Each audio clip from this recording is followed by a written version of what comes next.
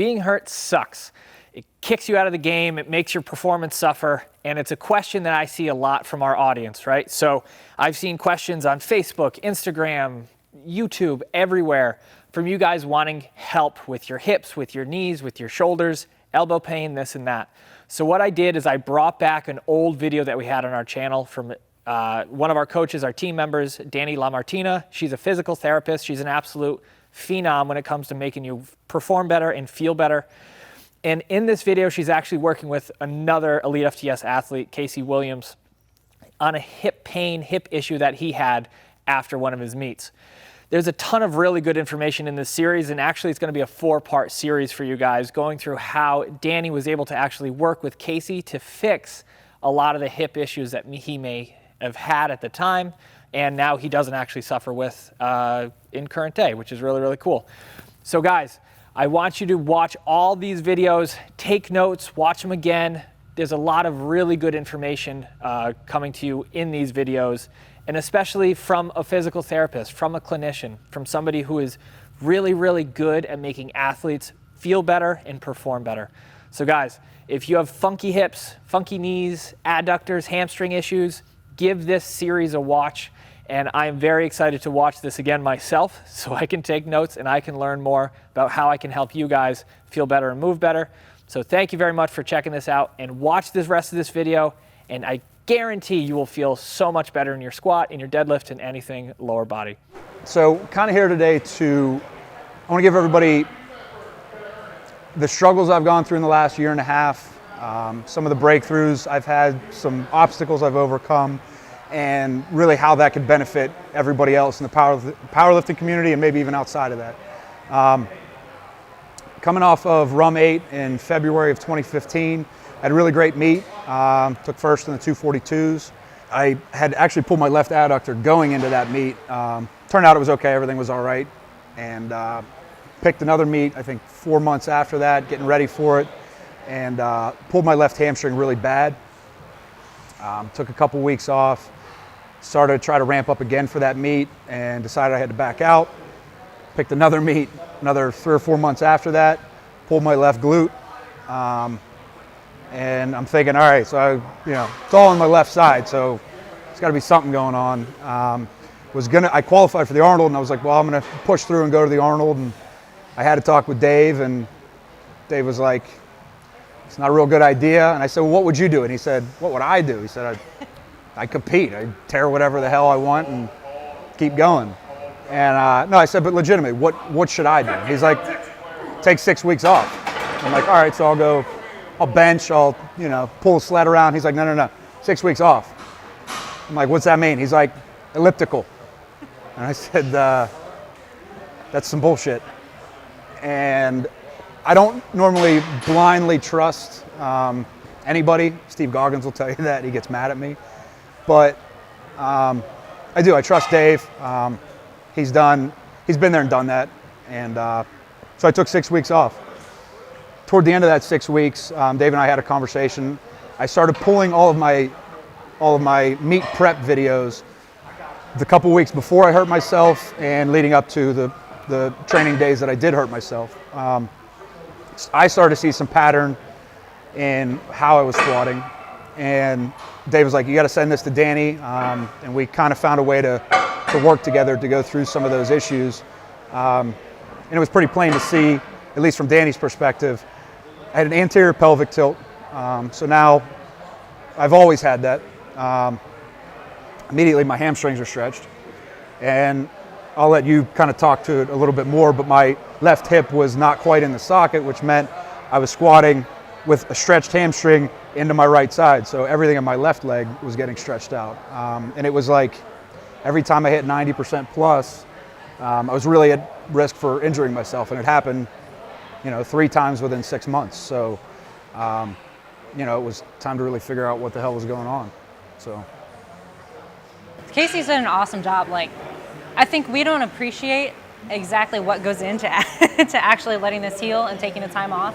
Casey fits a pattern that I see a lot, and he essentially was a very, really strong, an exaggerated version of the hip shift that we try to correct. I think I saw Casey squat actually at RUM. I remember meeting him at the meet and just being like, man, he is so freaking strong, but he is all in his right hip.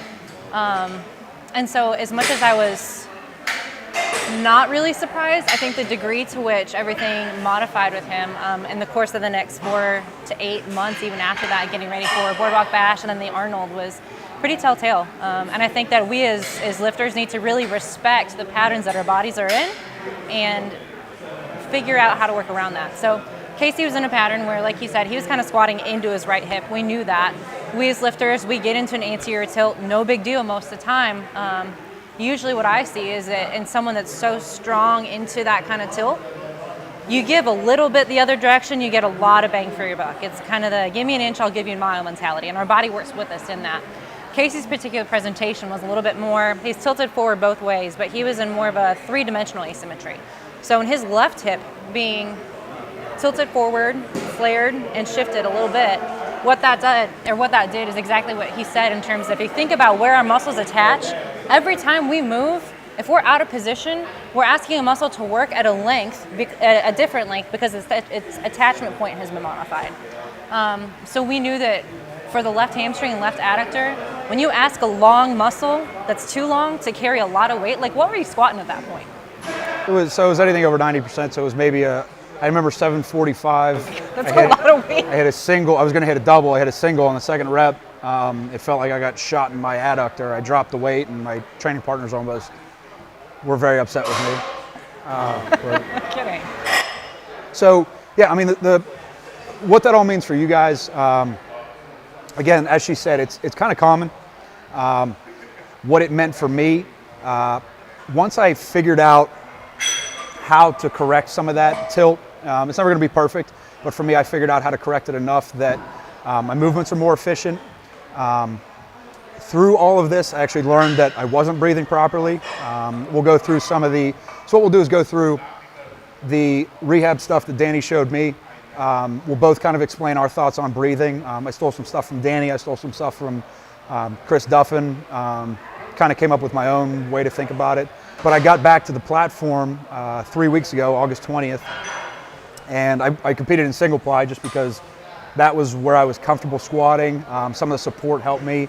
But I totaled 2,300. I hit an 850 squat, a 650 bench, and an 800-pound deadlift, which my previous deadlift best was 750. So I literally added 50 pounds to my deadlift, just learning how to breathe and getting my hips working properly.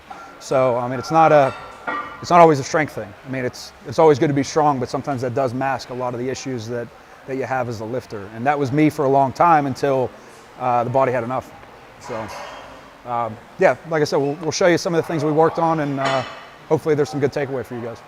I think it's important too to acknowledge that we worked on the positioning, we worked on all that, but Casey going single ply too, let the tissue heal a little bit. And so when Dave gave him that 6-week timeline, there's a physiology you can't always outsmart. So paying attention to that, being mindful of that, that's great. We can work on pelvis position all day long. We can work on muscle activation all day long, but you still got to let tissue heal and give it that time.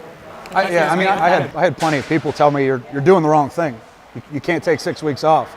Now, mind you, I wasn't going to say, well, Dave Tate told me to do it, but I mean, yeah, it's science. It takes 6 weeks for tissue to heal. So Dave was like, you can be a dumbass or we can fix this. So that's why we did what we did. But so the general approach we took was work on pelvis position, work on muscle activation, and let the tissue heal. We'll show you some of the things we did to get the pelvis position a little bit better.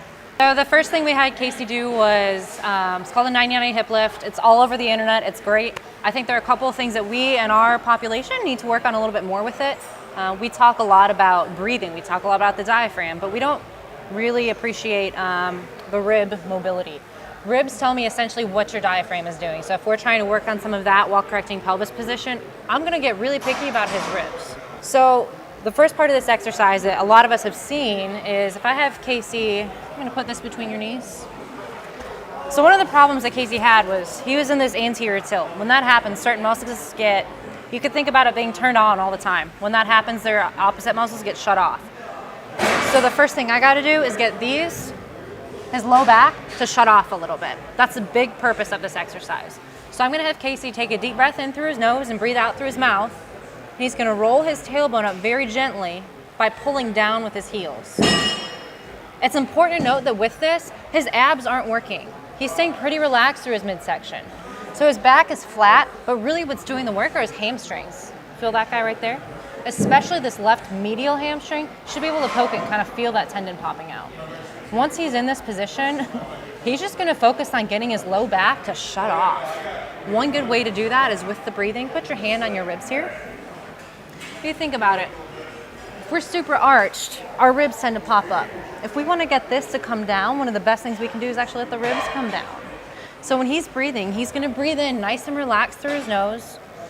And as he breathes out through his mouth, full but not forced exhale, I want him to really focus on the ribs coming down. That's going to tell me he's actually using his diaphragm. Our diaphragm essentially is attached to our ribs. If we can't move our ribs, we're probably not using our diaphragm the way it needs to be used. So he's gonna hold this position, feeling his left hamstrings engaged, his low back relaxed, for 5 deep breaths. In through his nose, and out through his mouth. Now in a general population that's not quite so muscular, it's really easy to find this position, relatively speaking.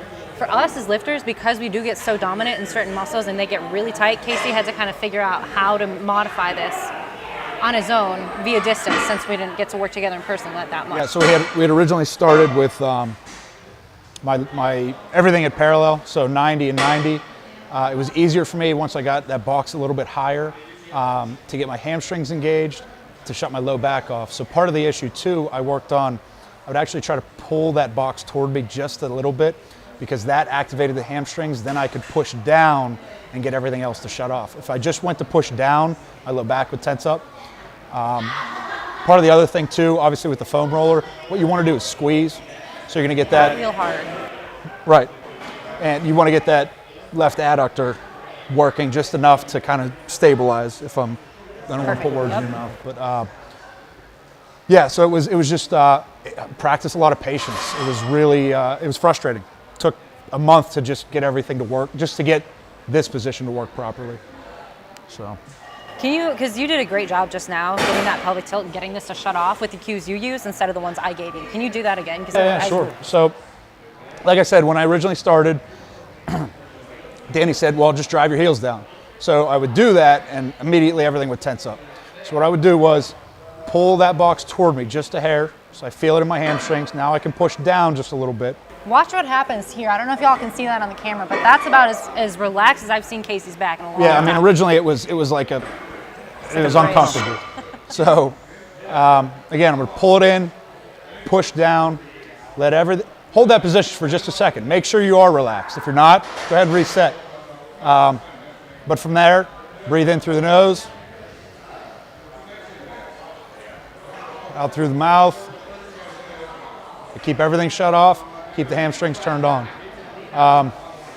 This was also where we tried the balloon, and I literally could not fill the balloon up. I'm not a smoker or anything, so I don't know if I have any lung problems, but no, it made me realize that I don't know how to breathe.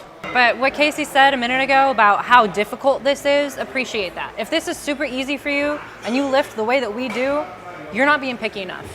I'm gonna put that out there, and I'll very seldom say something that firm, but it should be tough. It should feel like you're not doing enough and like it's hard to get things to just shut off. Thank you very much for checking out this video. I know I learned an absolute ton, and you need to make sure that you check out the next installment of this series coming up on our channel. As always, make sure you like, share, subscribe to this. And if you have any questions, put them down below and we'll get to them. On behalf of myself and Jacob behind the camera, thank you very much for checking out this video, and we will see you in the next one.